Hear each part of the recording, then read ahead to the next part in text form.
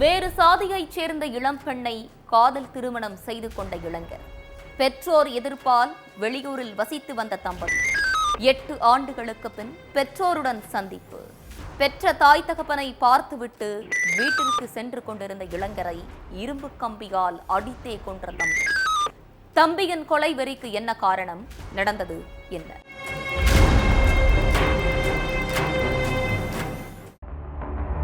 இருபத்தி 4 மணி நேரமும் மக்கள் நடமாட்டமுள்ள ரோட்ல இளைஞர் ஒருத்தரை இன்னொரு இளைஞர் இரும்பு கம்பியால ஆக்ரோஷமா அடிச்சிட்டு இருந்திருக்காரு. இந்த கொடூர சம்பவத்தை எல்லோரும் பார்த்தும் ஒருத்தர் கூட அந்த தாக்குதலை தடுக்கல. எல்லோரும் அவரவர் வேலையை பார்த்துட்டு போயிட்டு இருந்திருக்காங்க. கண்ணுல கொலை வெறியோட சுத்தி முத்தி யாராவது வராங்களான்னு பார்த்துக்கிட்டே அந்த இளைஞர் இன்னொரு இளைஞரை காட்டு மிராண்டித்தனமா அடிச்சிட்டு இருந்திருக்காரு. அந்த வழியா போன ஒருத்தர் பயத்துல கிட்ட போகலனாலும் போலீஸுக்கு போன் பண்ணி தகவலை சொல்லியிருக்காரு. அடுத்து கொஞ்ச நேரத்திலேயே போலீஸ் சம்பவ இடத்துக்கு வந்திருக்காங்க. ஆனா அப்போ தாக்குதலுக்கு உள்ளான இளைஞர் உயிரிழந்து கிடந்திருக்காரு. உயிரிழந்து கிடந்தது யாரு, அடிச்சு கொன்னது யாருன்னு போலீசார் விசாரணை பண்ணப்போ சொந்த அண்ணனை தம்பியே அடிச்சு கொன்னிருக்கான்னு தெரிய வந்திருக்கு. மகாராஷ்டிராவில் உள்ள யவத்மால் பகுதியை சேர்ந்த 35 வயசான பிரமோத்தும் அதே ஏரியாவை சேர்ந்த இளம் பெண்ணும் காதலிச்சிருக்காங்க. 2 வீட்டு பெற்றோருமே இவங்களுடைய காதலுக்கு எதிர்ப்பு தெரிவிச்சிருக்காங்க. எவ்வளவு போராடியும் அந்த காதல் ஜோடியால பெற்றோர்களை சம்மதிக்க வைக்க முடியல. அதனால கடந்த 2017 பெற்றோர் எதிர்ப்பை மீறி வீட்டை விட்டு வெளியேறி கல்யாணம் பண்ணியிருக்காங்க காதல் ஜோடி. என்னதான் கல்யாணம் பண்ணியிருந்தாலும் நம்மளை கண்டிப்பா வீட்டுல சேர்த்துக்க மாட்டாங்க, ஏதாவது பண்ணி பிரிச்சிருவாங்கன்னு நினைச்ச பிரமோத்தும் அவருடைய மனைவியும் வெளியூருக்கு போய் தனியா வீடு வாடகைக்கு எடுத்து வாழ்ந்துட்டு இருந்திருக்காங்க. கிட்டத்தட்ட 8 வருஷமா 2 வீட்டு பெற்றோர்கள் உறவினர்கள்னு யாரு கூடயும் எந்த தொடர்பும் வச்சுக்காம தனியா தான் வாழ்ந்துட்டு வந்திருக்காங்க.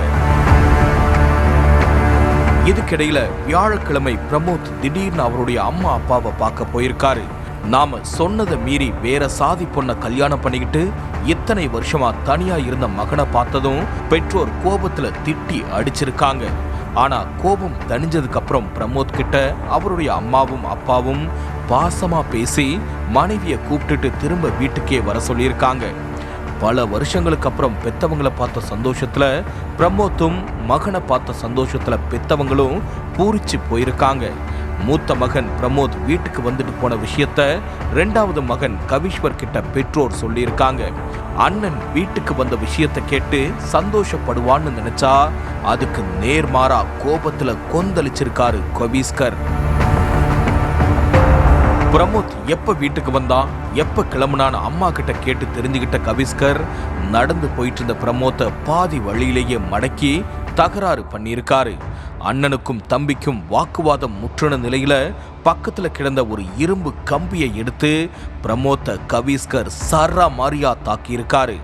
இந்த கொடூர தாக்குதல்ல தலை, கை, கால்னு உடம்புல பல இடங்கள்ல இருந்து ரத்தம் கொட்டி சம்பவ இடத்திலேயே பிரமோத் துடிதுடிச்சு உயிரிழந்துட்டாரு. அண்ணனுடைய உயிர் போயிருச்சுங்கிறத கன்ஃபார்ம் பண்ணிக்கிட்டு கவிஸ்கரும் அங்க இருந்து தப்பிச்சு ஓடிட்டாரு. தகவல் தெரிஞ்சு அங்க வந்த போலீஸ் பிரமோத்தோட சடலத்தை மீட்டு போஸ்ட்மார்ட்டத்துக்கு அனுப்பி வச்சாங்க. பிரமோத்தை கவிஸ்கர் இரும்பு கம்பியால அடிச்சத அந்த வழியா போன ஒருத்தர் செல்போன்ல வீடியோ எடுத்திருக்காங்க. அதை வச்சு கொலையாளி கவிஸ்வர் தாங்கிறத போலீஸ் கண்டுபிடிச்சு அவரை அரெஸ்ட் பண்ணியிருக்காங்க. அண்ணன் பிரமோத் வேற சாதி பொண்ண கல்யாணம் பண்ணிக்கிட்டதால கடந்த 8 வருஷமா கடும் கோபத்துல இருந்திருக்காரு தம்பி கவிஸ்கர். இதுக்கு மத்தியில தான் மீண்டும் வீட்டுக்கு திரும்ப வந்த பிரமோத் தன்னோட அம்மா அப்பா கிட்ட பூர்வீக சொத்தை தன்னுடைய பேருக்கு எழுதி வைக்க சொன்னதா சொல்லப்படுது.